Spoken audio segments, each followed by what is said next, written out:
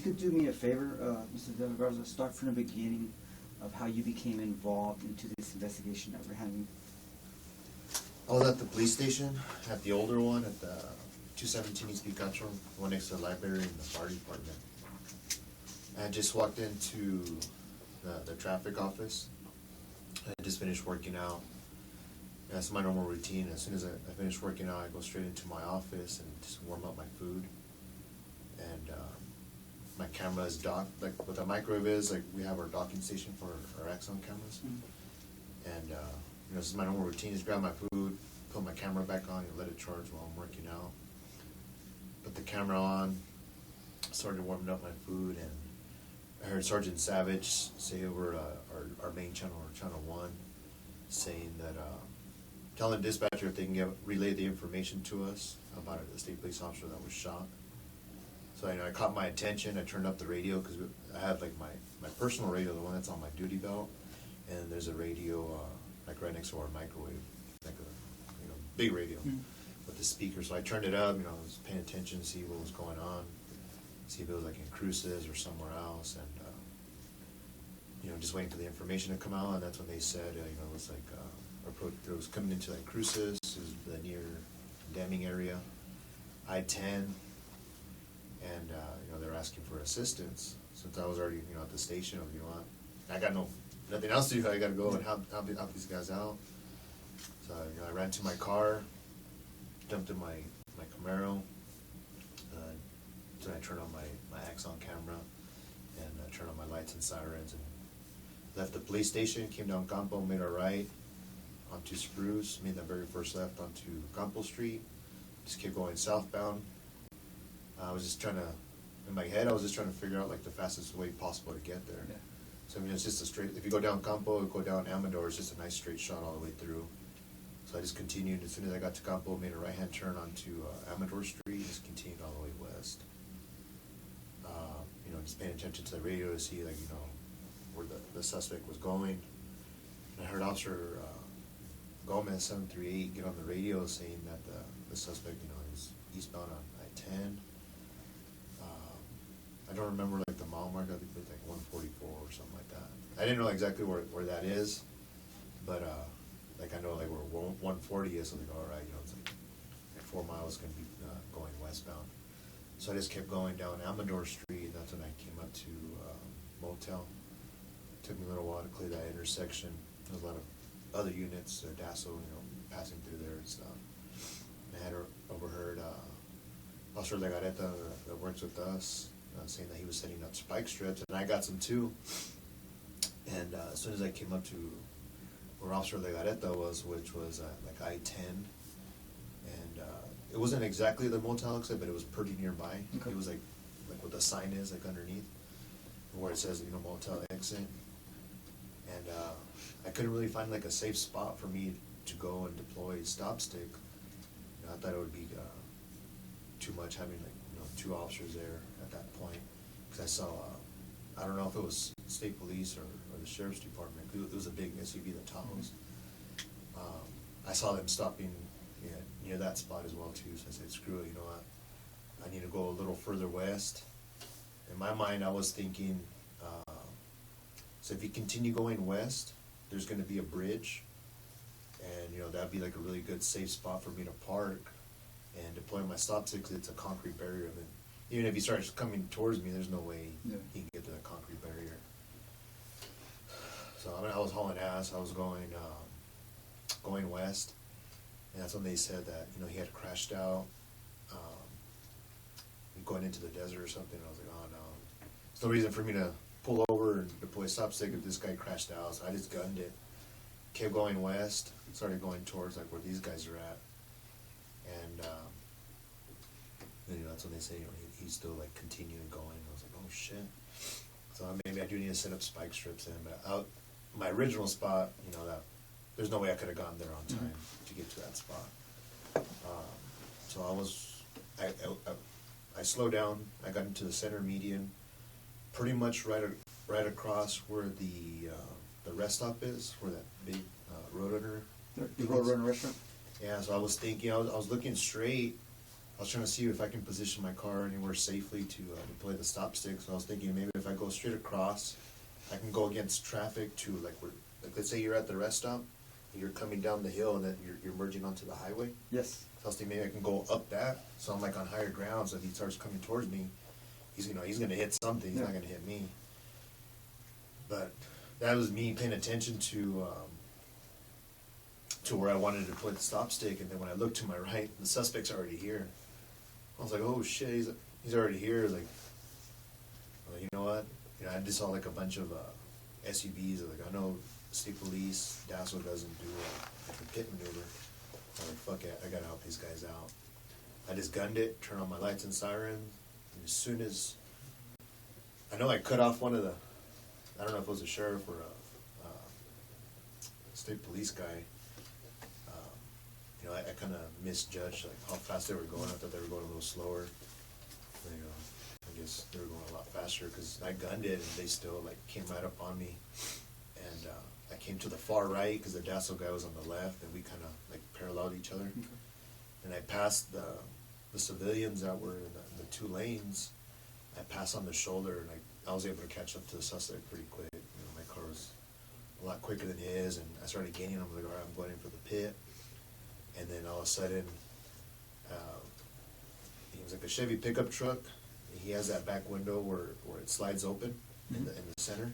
That window was already open, and I just remember him, like he was driving with his left hand. He was turning around. He was looking at me, like sticking the handgun out of that little window. And instead of like just firing randomly, like he was actually like following me. He was tracking me, like, and then I can see him like stopping. I was like, oh fuck, man, like this guy knows his shit. If he's like taking his time to aim at me and everything, he's not just, you know, shooting randomly like you see like on TV or whatever, like most videos you see. So I remember just like hitting the brake, just trying to trick him. I would hit the brake and just kind of like jerk my wheel, just so that I'm not like going like in the exact same path like, every time. And as soon as he would fire, you know, I would move out of the way again. He was continued. He would stick his hand out that little window, aim at me, and then fire some more. So I was like, fuck, you know, I gotta hurry up and hit this guy. So I waited for him to turn around and like look straight again, you know, pay attention to the roadway. Yeah. So I started getting up on them, but you know, he wouldn't give me the chance. He would turn around and start firing. And then once we started getting closer to the motel exit, I was like, you know, I can't do it now because there's too many officers. I know, I don't remember who else was there, but I remember Joaquin being there from my department. So I got to back off. I remember getting on the radio and saying, hey, you know, we're approaching you, Joaquin. And I don't think I hit the brakes or anything. I think I just let off on the gas, you know, just so I can give him time to deploy the stop stick. And I saw the suspect, like, pretty much, like, riding in between both lanes. And he ran over the spike strip. And I just remember, I'm pretty sure I moved to the right side of the roadway, trying to avoid the spike strip. And the suspect, you know, fired some more rounds at me. And I just remember looking down at my dash, and my dash was flashing, and it was saying 0 PSI, like on the left front tire. Okay. So I was like, shit, I got a fucking tire that's blown out. So I just remember, like, just checking my steering. Like, to me, my car felt good. It didn't feel like it was damaged or there was a tire, or maybe the dash is fucked up or something. So we're going, and you know, by then I can see I couldn't see him anymore. I was like, what the hell? I thought, oh, I'm sorry, let me back up a little bit. That he ran over the spike strips. As soon as he passed, you know, that's when I saw my light flashing, but then I just heard a shitload of gunshots. I just heard pop, pop, pop, pop, pop, and I saw there was a bunch of officers on the left side. I don't know if it was State Police or Dasso, but I heard a bunch of gunshots. And I heard like a real like distinct sound, like it was hitting something. So like, oh, I think they got him.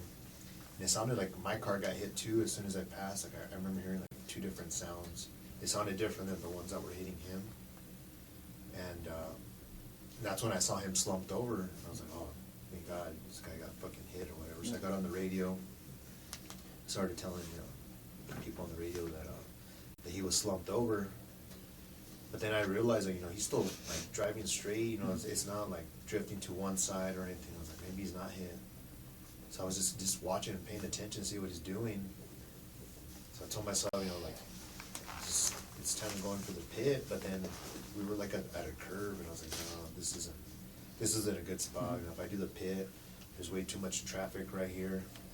I'm gonna put like too many people in danger or whatever. So I hesitated a few more seconds, and as soon as we clear out from where all those people were at, I saw him pop back up. He's back to driving. He's no longer firing at me, so I said, screw it. Gunned it, went in for the pit on the driver's side of the car.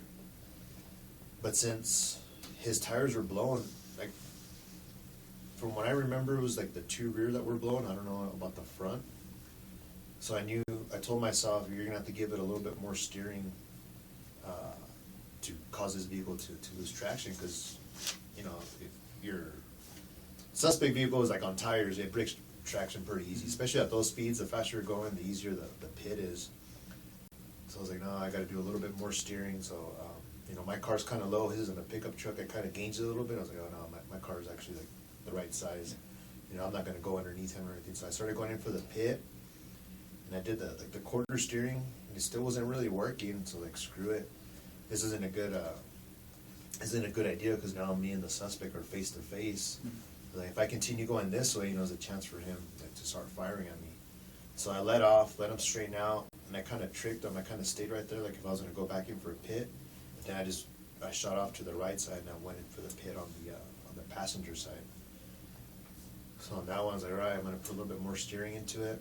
And sure enough, the truck breaks traction. It's doing exactly what it's supposed to be doing. And for me, it was like a huge relief. I was like, all right, you know, I'm fucking stopping this guy. You know, it's time to get ready. I just remember like telling myself, have your seatbelt off. As soon as the car like slows down, just jump the fuck out and get out of the car. So his vehicle's spinning. It's almost coming to a complete stop. And like the way I teach pit in the academy is, we're supposed to pass the suspect, and we're actually supposed to be ahead. But like, there's no way I can do that. Yeah. I'll be like way behind the power curve. You know, but you know, I'll lose like a second or two like passing him. By the time I get out, I gotta face the other way. So it's like, no, I gotta stay here. So I just remember like jerking the wheel to the right and kind of like getting closer to him, you know, instead of being like so far away. So I just like jumped out. I was like, I got the fucking hit on him. You know, I'm gonna be faster. And then as soon as I put him in park, he was already right there. So it's like, what the fuck? I'm supposed to have the hit on this guy or the jump on this guy, but he's got me beat. And I'm like, nah, I'm getting the fuck out. Jump out of the car. I don't remember like unholstering. I just remember like having my gun. I fire. And I guess that's when I get hit, because I remember falling. And as soon as I fell, man, I was like, man, I'm fucked. I'm on the ground. You know, like, I just told myself, don't give up. I'm already on the ground. I'm just gonna take this fucking shot. I just remember like rolling over to my right side a little bit. My gun was already out. I think I was laying on my right arm. So I'm just gonna take out his feet. But then I didn't see his feet move anymore, because I saw him at first like in front of my car. Mm-hmm. But then like they kind of shifted over to like where my left front tire is. So I was like, all right, you know, that's a good sign, because he's no longer coming at me. So I was like, you gotta get the fuck up, man. Mm-hmm. So I just remember like popping up, and as soon as I popped up, I don't know if I was still like kneeling or all the way up, but I could see him. So I just started shooting, and I saw him. It looked like I hit him, because I just remember him like crunching down, and then he turned for me, and then he like started running back towards his truck. So all I can see was his head. Like let's say this is the bed of the pickup truck. Mm-hmm. All I saw was like his head, and then all of a sudden he just like dropped. I was like, no, I gotta go get him. You know, this is, you know, I gotta take the fight to this guy. So I kind of just like came around the corner, took my time a little bit. Remember seeing like his legs move, and I saw the gun on the ground. I don't remember like if he was holding it, but I just remember seeing the gun. So I just kept firing, and that's when my handgun was already empty. The slide was locked to the rear. I reloaded, and when I reloaded, I was like, all right, you know, like take a deep breath. You know, to me it looked like, you know, he was like out of the fight. He wasn't moving or anything anymore. I was like, all right, this is over with. Take a deep breath, and that's when I realized like something was wrong. Like didn't feel right. Like everything just felt like it was on fire. I went to go holster my gun, and I just remember like my arm wasn't moving. Like it was moving, but it wasn't doing what it was supposed to be doing. Like it wasn't going back. It was only doing like this motion. So I was like, I got freaked out. I was like, I got to get away from everybody. Like I don't want to be like next to this guy. So I started taking steps back, and I tried to go holster my gun again, and I couldn't.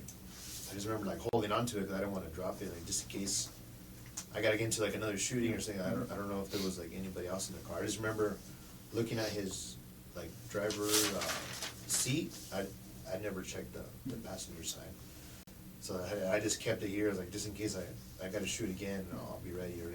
I already in my mind I already told myself, I have another magazine in there.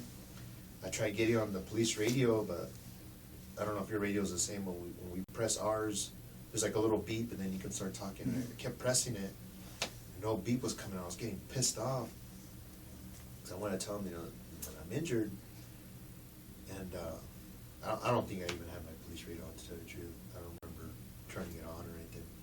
So I just kept backing up, and then when I turned around, I saw Ramiro coming, and I told him like I'm hit, and that's when he got on the radio and told everybody else. And I actually had to help. I asked them for help to put my gun away because I couldn't do it.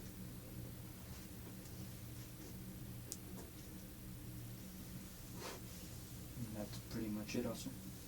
Yes, sir. Okay. All right. You know what? And then let me go back, especially because I heard you say you taught the pit. You teach the pit maneuver. Yes, sir. So you go to, I guess, a special school to teach the pit. Yes, I've gone to 2 different schools. The first one I went to was at VSR in West Virginia. It's actually like an agency that teaches like law enforcement. They teach private security. They teach Secret Service and everybody. So I did a week school through them. I did the EVOC school, and then secondary was the pit. And then I also taught the DPS version of that class. It was taught by State Police up in Santa Fe at their academy. So the DPS version, you teach that as well to other law enforcement agencies, or? Yes, Okay. yes I do. If you can, Officer Del La Garza, if you can kind of give us your history as far as your department involvement, your training, what you teach at the academy, how long you've been doing that stuff? I've been teaching the academy since I started in traffic in 2009, but I didn't start teaching until like 2010. And I teach the like the crash portion, at scene. I teach all that stuff. In the past, I taught like radio procedures, PT instructor for the cadets.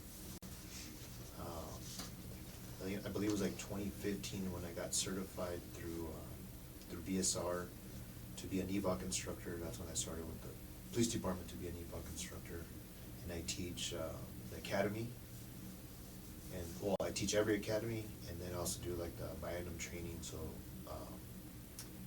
all current officers that are working through Las Cruces Police Department, have to do that mandate training like every 2 years, and then we go over the pit. I'm also a motorcycle instructor. I've been teaching that at pretty much the exact same time as ZBOC. I did it within the same month when I got certified. For the cadets, it's pretty much all I've been teaching lately, and then just being a PT instructor. Okay. And I think you said it, but how many years have you been on with Las Cruces? 17. 17 years.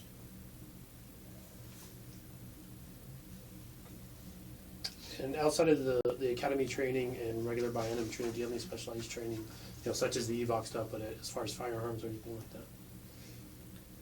Outside the police department, no. I just, take like advanced courses through the police Yeah, department. that's like what I'm that. referring Yeah. Yeah, I've taken numerous classes through I did like the advanced handgun course.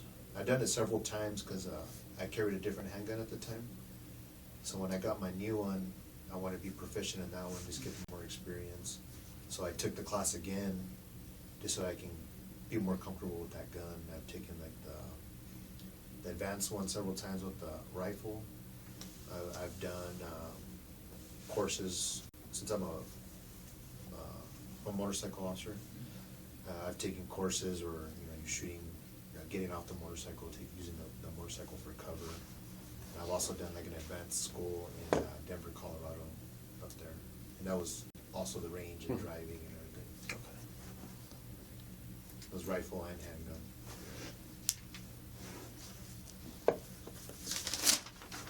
And that's pretty much what you remember for as far as your training stuff. And, The training, yes. Yes. I just wanted to go back. I know you said you were talking to yourself as when you were getting out of your vehicle after the pit was administered. Yeah. And you said once you got out or while you were in your car that you saw the suspect. I believe I was still inside You were because still I just remember like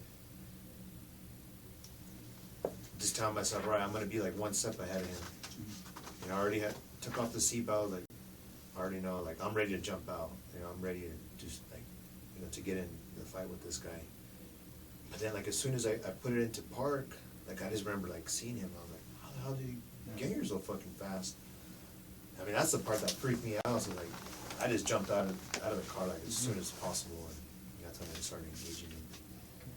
I know everything's moving so fast. When you saw him in front of your car, did you see anything else at the time, or just him? Just him, yeah. I mean, his truck. I could see like my car, and I could see that nobody was behind him. Mm-hmm. I mean, that made me feel better because you know there's not like all these people standing there. There wasn't a bunch of cars or anything like that. Yeah. But pretty much as far as what you heard on the radio, did you ever hear of, I guess, who the suspect was? Was no. Okay. Just a description of Just a his description. vehicle. Okay. And the only reason that officers prior to you were in pursuit of him was because he had shot a New Mexico State police officer? Yeah. Yes. And they actually had related on the radio, I think it was Sergeant McCord. He said the officer had passed away. He said it was 10/7. Passed away. And then I guess I'll go back to where you were at the Roadrunner rest area. Yes.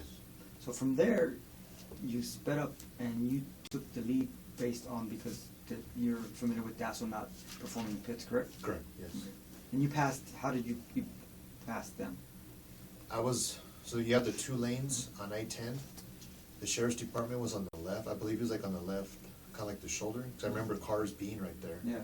So I passed on the shoulder of the roadway. So I can go back.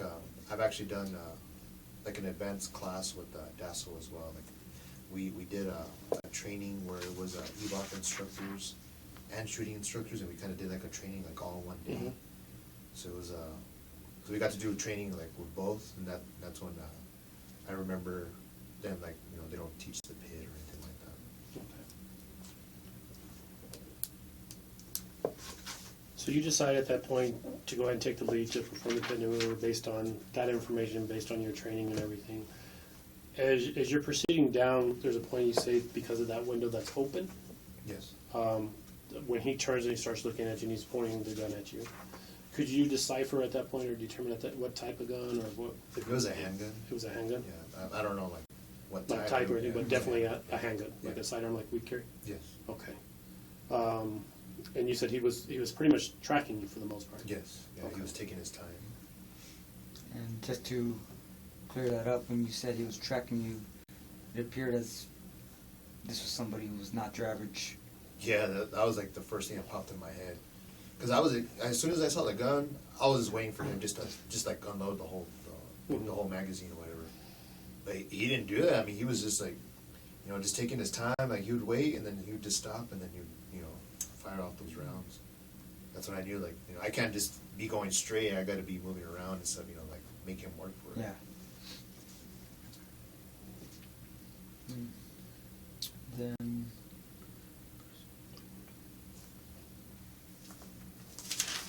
So when you were, I guess, after the whole incident, and you were shot, correct? Yes, sir.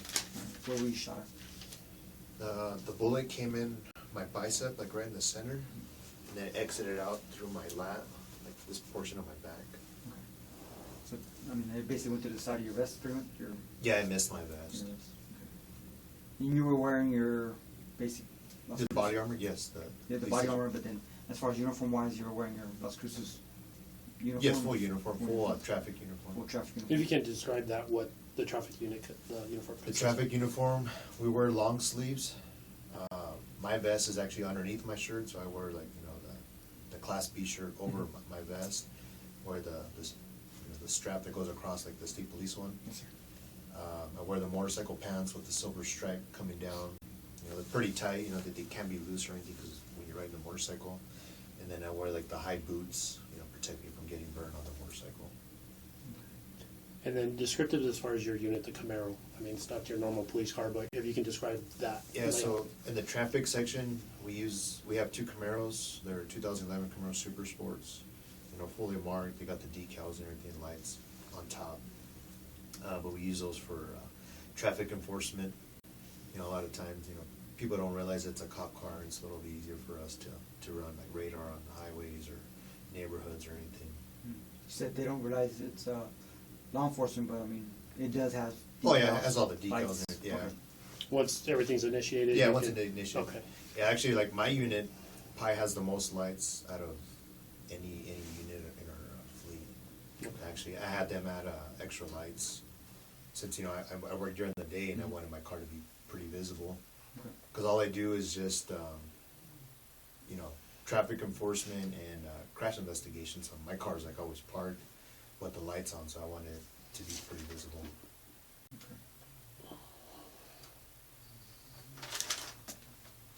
I think I don't really have anything else. Do you guys have anything else that you want to add? That